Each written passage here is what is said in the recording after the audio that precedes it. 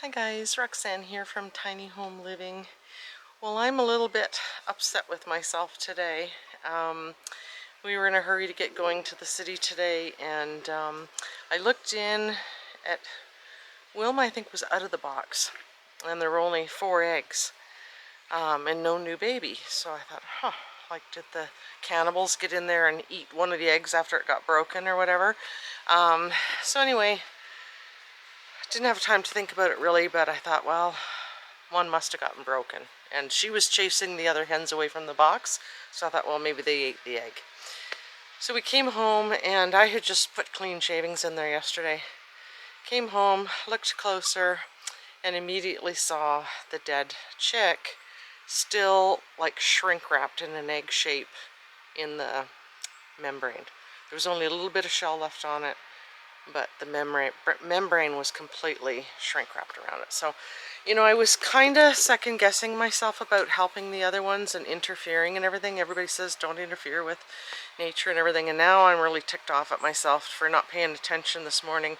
Maybe it was still alive, and that's why she was chasing the other hens away from the box, you know, to leave it alone.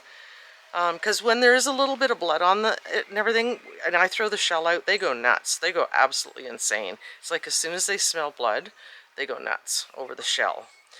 So I'm thinking it was probably still alive this morning when we left, and maybe just had some shavings on it and I didn't see it because it didn't look like an egg.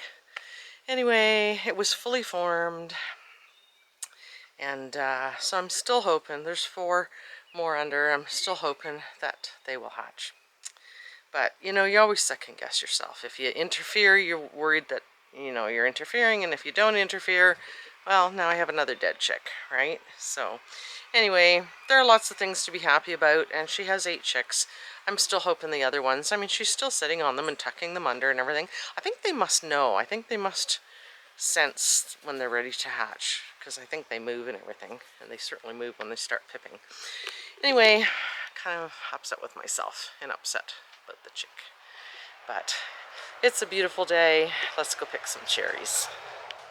Well, I just decided to come and check the cherry tree. As you can see, I think there's some more cherries ready. Look at them. Holy smokes. There's still some that aren't quite ripe, so I'm just going to pick the reddest ones again, because of course we want them as ripe as possible. So we're just going to get these picked and see how much we get from this. I think it's the 3rd picking. Well, let's go see how much these weigh. So the babies are getting more active, but at least they can't get out of this box, I don't think, for a while. Look at this little guy, the first one. Look at his little wings already. Isn't that amazing? Yes. You got the food dish practically underneath you. Yes, Mommy. I should probably check under her and see if any of the other ones are hatching. Because I sure don't want to lose any more if I can avoid it. We just got so much going on right now. What do you think, Grumpy? Another week or so for you, and I hope you're not as grumpy a mama as you are most of the time. Yikes. Well, I checked and there's no sign of pipping. So, check in the morning, I guess. She's got 8 healthy chicks. Oh, that little brown one's got its wings developing too already. Look at the little wing feathers. So cute. Oh, don't panic. I'm not taking you away from your mommy. She's actually, I mean, Chrissy is my sweetest hen. Wilma's always been such a grumpy hen. She doesn't even peck at me when I pick up her babies. They screech a little and she doesn't really look up. Chrissy would get right up and try and attack me. Look at this little black guy. This is the tiniest one. Look at his little wings, or hers. Please be a her. Can you see them? Oh, you're gonna be a little cutie. Yes. So we got 3 of the babies out here and 5 in there. They're starting to figure things out. We're still keeping them confined here a bit with this chicken wire. Don't really want them going out there just yet. That barred rock is sure getting big. I don't see any signs of saddle feathers. Hmm. They come around. Yeah. They still haven't figured the fence out. They either get on that side and can't figure out how to get over here, or they're over here and can't figure out how to get back in. Can't figure out how to get over here and get themselves, have So we're gonna have these 8 chicks. The Wilma's 8 chicks, and the other grumpy hen is on, I think, about 14 eggs. I think there were 13. Somebody went in there again and laid an egg. I hate to move them when they're still broody, because sometimes then they don't want to sit on the eggs. They want to go back to where they were, so I don't mess with them until I have a chick or 2 hatched. So, look at this one pacing back and forth, trying to figure out how to get in there to get the clover Chris just put through the fence. Go this way, silly. You got all the grass out here. Hmm? Come on, go this way and you'll be able to go in with your friends. Come on. In you go. In you go. That's it. No, you need to make a left turn. You need to make a left turn. Okay, go your own way. They love the tree line too, just like the older hens. So we have been concentrating, Chris got the trim around the door here, concentrating on hanging some of our art. Chris's dad worked on the Avro Arrow, so this was his stuff. This is signed by the pilot and the designer or something like that. So we actually have a bed frame. We're not on the floor like a frat house anymore. Gotta get the, once everything else is done, we're gonna get the wardrobes. There's one going on this side, one going on this side. I'll probably still claim both of them, but anyway. Finally figured out the bed. we took the big high headboard off, used the footboard for the headboard because the curtains have to come down there. The headboard was going to come up into the middle of the window. We're just going to put plugs in this that was to hold the headboard, and Bob's your uncle. So the living room is really coming together. I hung this Marnie Collins painting here because it's called Morning or Breakfast Bouquet, I think it is.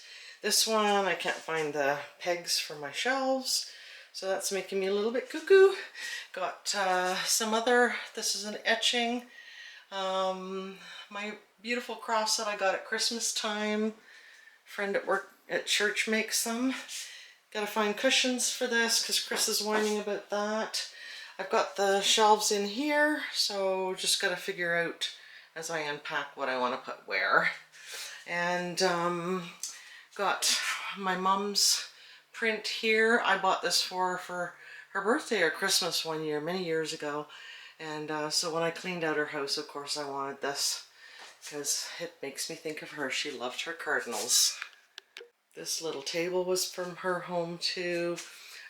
One of the girls, the neighbor girls, won this little quilt at the church.